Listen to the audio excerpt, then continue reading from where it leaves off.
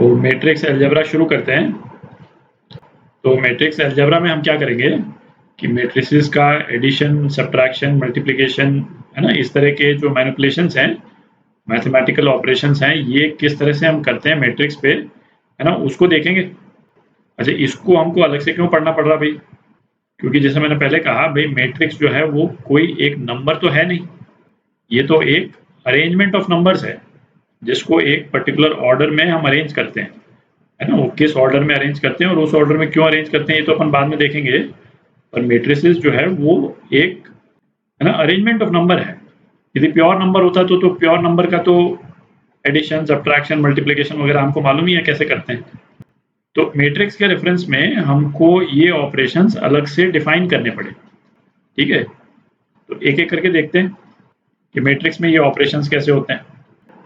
तो पहला कॉन्सेप्ट तो हुआ कि इक्वालिटी ऑफ मैट्रिसेस, दो मैट्रिसेस जो हैं वो इक्वल कब कहलाएंगी। जैसे दो नंबर इक्वल कब कहलाएंगे, है ना, 3 और दूसरा नंबर 3 है तो ये इक्वल है ना, ये तो हमको मालूम है। अच्छा, मैट्रिसेस कब इक्वल कहलाएंगी, जब उनका एक तो ऑर्डर सेम हो और कोरस्पॉन्डिंग एलिमेंट सेम हो। तो ऑर्डर सेम होने का मतलब क्या निकला कि कोई भी 2/3 मैट्रिक्स, है ना, फॉर एग्जांपल कि जैसे एक मैट्रिक्स हम लेते हैं, हम सपोज 2/3 मैट्रिक्स ले रहे हैं, ठीक है, ए बी सी डी ई और एफ। ये 2/3 मैट्रिक्स किसी 2/3 मैट्रिक्स के ही बराबर हो सकती है, किसी 3/2 मैट्रिक्स या 3/3 मैट्रिक्स के बराबर नहीं हो सकती।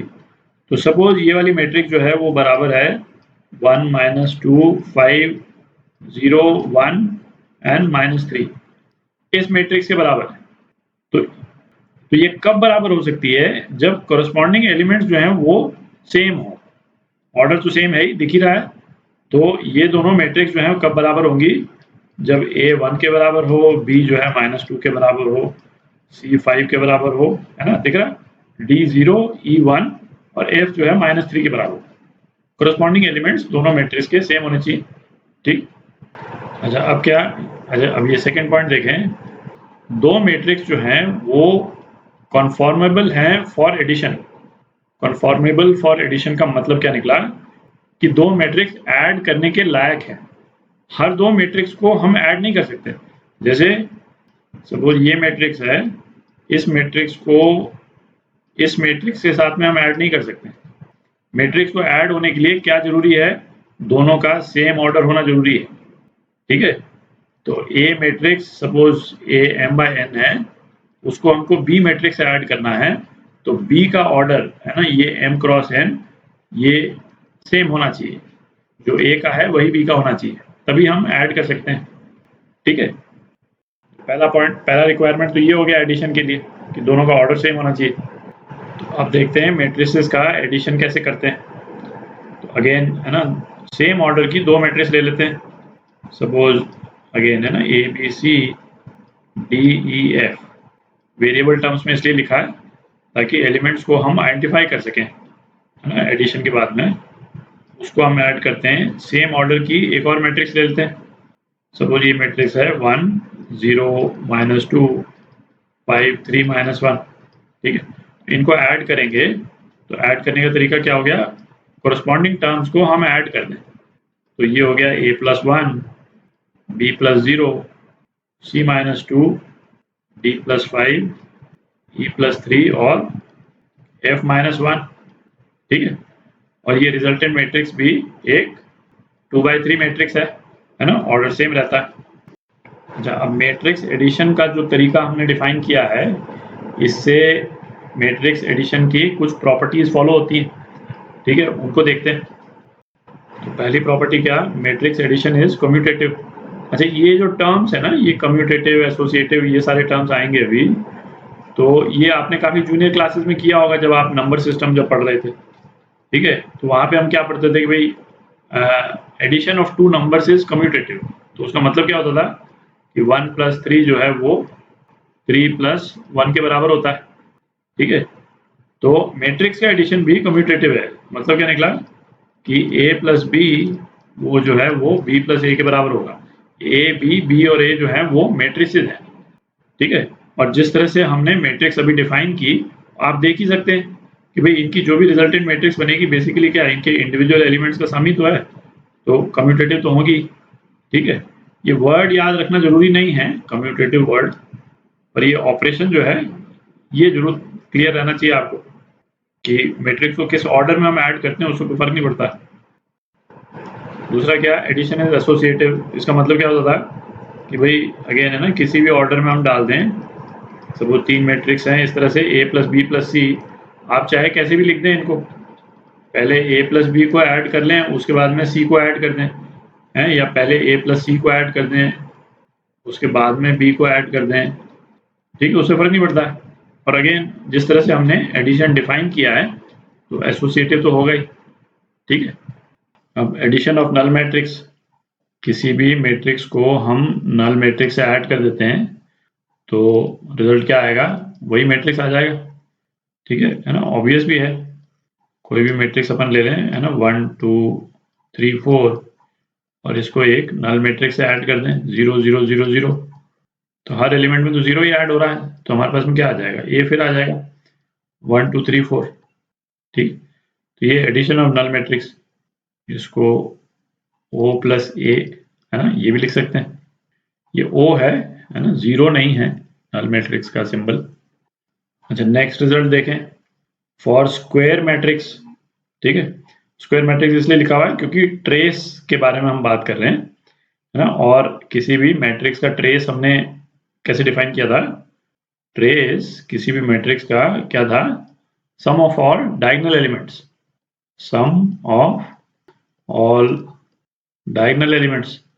ठीक है, तो इसमें क्या बोल रहा है ना, trace of A plus B is equal to trace of A plus trace of B, है ना, ये तो ऑब्वियस ही है भाई, दो मैट्रिक्स को यदि हम ऐड कर देंगे तो उनके डायगोनल्स भी ऐड अप हो जाएंगे, और जो रिजल्टेंट मैट्रिक्स होगा उसका ट्रेस जो है वो क्या हो जाएगा, इंडिविजुअल मैट्रिक्स का जो ट्रेस है उसका सम हो जाएगा।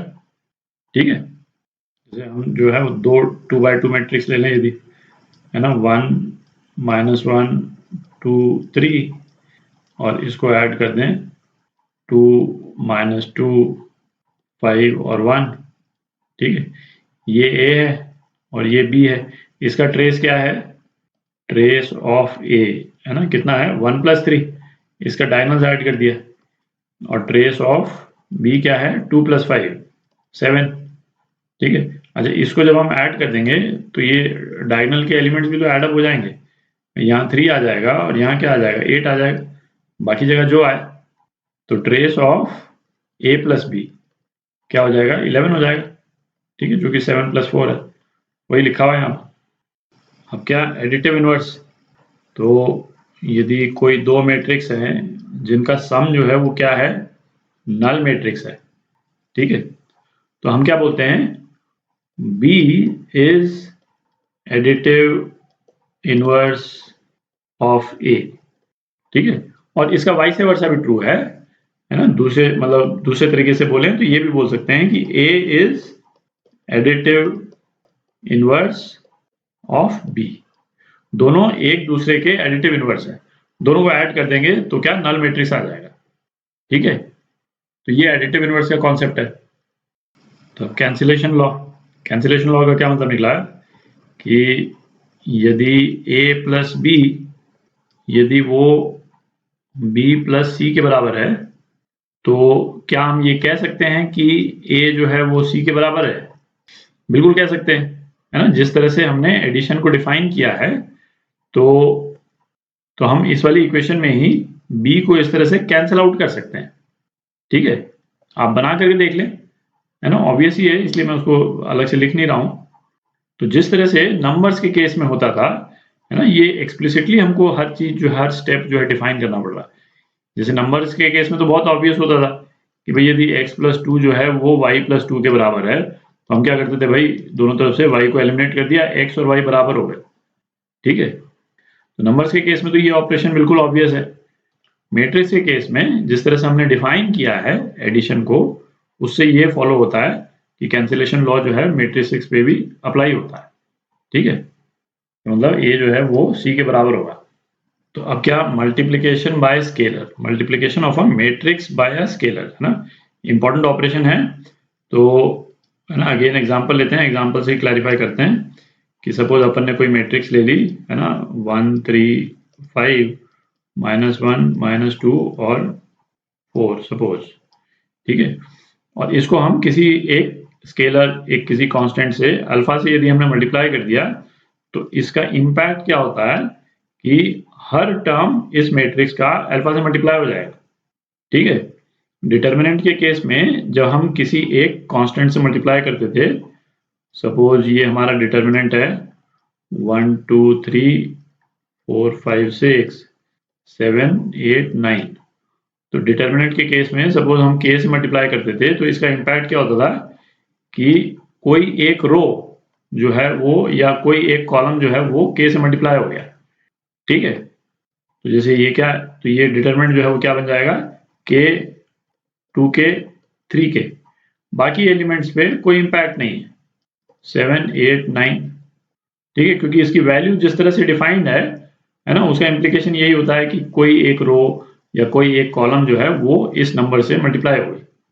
मैट्रिक्स के केस में क्या है, हमने अल्फा से मल्टीप्लाई किया है इसको, तो जितने एलिमेंट्स हैं वो अल्फा से मल्टीप्लाई हो गए, तो रिजल्टेंट मैट्रिक्स जो है वो क्या हो जाएगी, alpha 3 alpha 5 alpha minus alpha -2 alpha और 4 अल्फा, ठीक है। तो अब सब्ट्रैक्शन ऑफ मैट्रिसेस देखते हैं। दो मैट्रिसेस को यदि हमने इस तरह सब्ट्रैक्ट कर दिया, तो इसको हम क्या लिख सकते हैं, a प्लस माइनस बी लिख सकते हैं, ठीक है। और माइनस बी बेसिकली क्या है भाई, माइनस बी जो है वो है -1 इंटू बी, तो बी मैट्रिक्स के जितने एलिमेंट हैं उसको हम -1 से मल्टीप्लाई कर दें, ठीक है। तो एक एग्जांपल यदि हम लें, तो सपोज है ना 2 3 5 -2 -1 6, ये है a, और इसको हमको सब्ट्रैक्ट करना है किस मैट्रिक्स से, है ना 1 2 3 -1 3 -5, सपोज इससे सब्ट्रैक्ट करना, या मतलब इसको ये पहले वाली मैट्रिक्स से सब्ट्रैक्ट करना है, तो दूसरी मैट्रिक्स को हम -1 से मल्टीप्लाई कर दें, तो दूसरी मैट्रिक्स जो है वो क्या बन जाएगी, केवल दूसरी मैट्रिक्स को लिख रहा हूं मैं, तो दूसरी मैट्रिक्स बन जाएगी बेसिकली -1 -2 -3 1 -3 और 5, ठीक है। ये हमने इसको, ये जो पूरा पोर्शन है यहां से यहां तक, ये बन गया, ठीक है। अब हम a को -b से ऐड कर सकते हैं, और ये -b हो गया आपका, ठीक है। तो a -b क्या हो जाएगा, कॉरेस्पॉन्डिंग टर्म्स हम ऐड कर दें, तो क्या आ जाएगा अपने पास, है ना 2 -1 1, फिर ये भी 1, फिर ये 2 और -1 -4 11, ये रिजल्टेंट मैट्रिक्स आ गई, ठीक है। तो एक दो सिंपल एग्जांपल्स देखते हैं।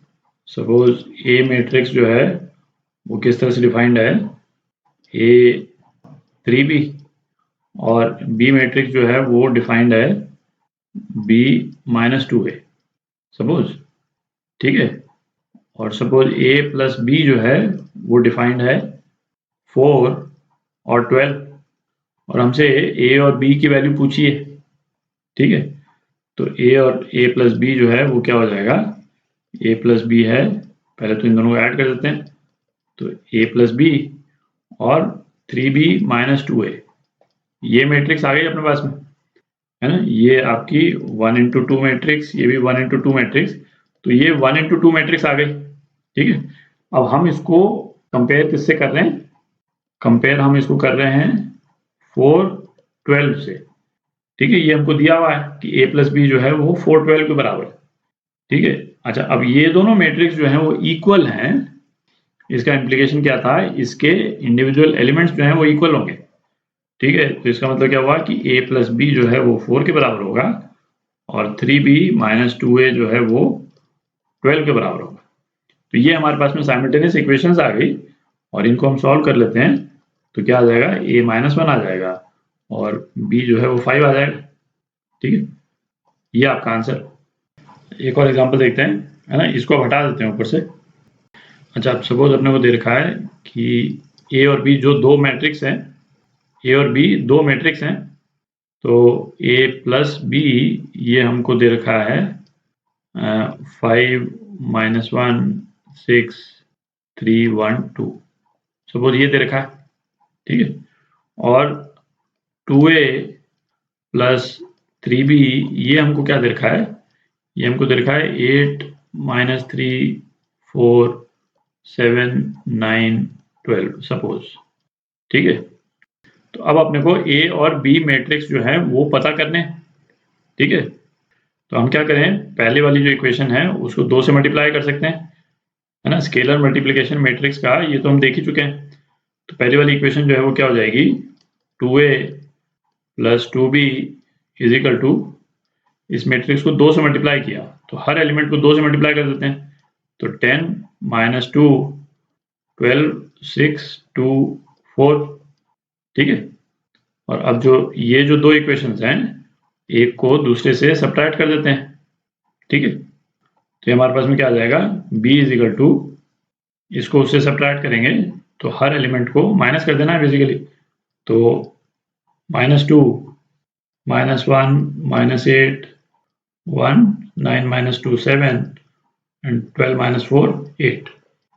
तो b की ये वैल्यू आ गई आपके पास, है ना, और b की वैल्यू को आप यहाँ पे डाल करके, है ना, यहाँ पे डाल करके आप उसको दूसरी तरफ ले जा सकते हैं। ठीक है, जैसे हम नंबर्स के केस में करते हैं, है ना, वो बेसिक ऑपरेशंस हम मैट्रिक्स के केस में भी कर सकते हैं, और उसके बाद में आपकी a की वैल्यू आ जाएगी। ठीक है,